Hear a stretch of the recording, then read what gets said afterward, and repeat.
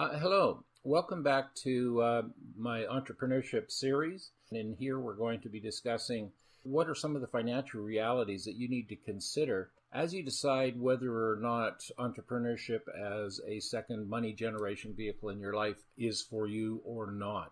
Okay, first in this, let's talk about some retirement statistics out of the United States.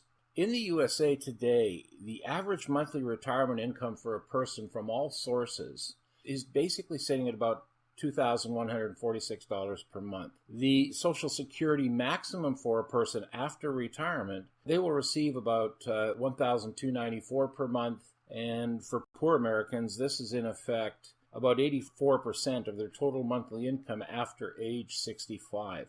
For about 47% of single retirees, this represents over 90% of their total monthly incomes.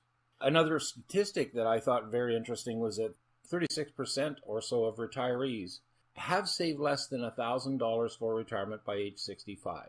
And in effect, about one-third of all workers in the USA have saved nothing at all for retirement.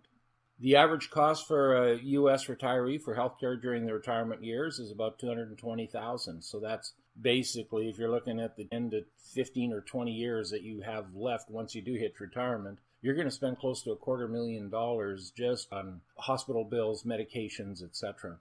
In 1991, people were retiring on average at age 57. Expected within the next 5 years, the average retirement age is going to be 66. Matter of fact, they're no longer making retirement mandatory at age 65 as government is expecting people to work as long as age 70. Why are people working longer now? Well, quite simply because they can no longer afford to retire early. In Canada, in a similar vein, retirement statistics are also scary. The average person combined old age security and Canada pension sits at about $11,300 a year. So that's less than $1,000 a month to live on. The interesting thing about old age security that I heard recently was that now you can't even get that at age 65. You have to be 67 and see your old age security benefits start kicking in at age 67 instead of 65 if you were born in 1958 or later. In 2009, the low-end Canadian retired couple needed about $39,400 to live on, whereas the average lifestyle Canadian retired needed about $54,000 to live on comfortably. Middle-class singles, well, they're a little less at about $28,000. Now, this also assumes that the person by this age has completely purchased and paid off their home. So these are the statistics without a monthly mortgage cost thrown in. For low-end couples, it's estimated that they need to generate about $250,000 to be able to retire at age 65. And yet, as we saw in the previous slide, people are saving less than $1,000 in order to retire comfortably. How much will you spend per year in retirement? Well, middle class, $40,000 to $60,000. As a couple, how much will government benefits cover? Maybe about $30,000. So already you're looking at about a $10,000 to a $30,000 deficit just trying to survive. So how big does your nest egg really need to be? Well, it should be about 25 times annual spending, and that really means that you're trying to put together, or you need to be putting together to live comfortably in retirement, between $250,000 and $750,000. So a few thought-provoking realities here. 23% of retirees say employers are not interested in hiring them. So once you get to your retirement years and you have a reduced income, and you find that you need to work, quite a few of you are having a very difficult time trying to find some employment of any kind. 38% of retirees have health issues that prevent them from working.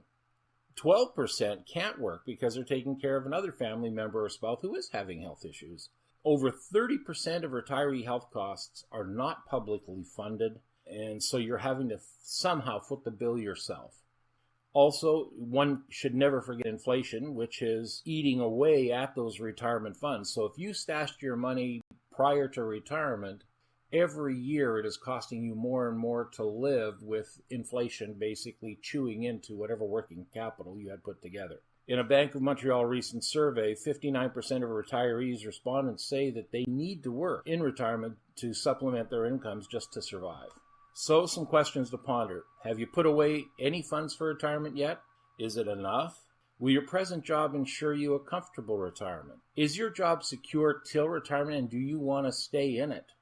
Do you believe it wise to just trust the government to take care of your financial needs upon retirement? There are some economists that are saying today that CPP is going to get reduced, old age security is going to get reduced. Basically, the government is not going to be there for you when you retire. So when you retire, if you retire, you're going to have to make it on the money that you earn. What you'll get from the government, in effect, is just a pittance.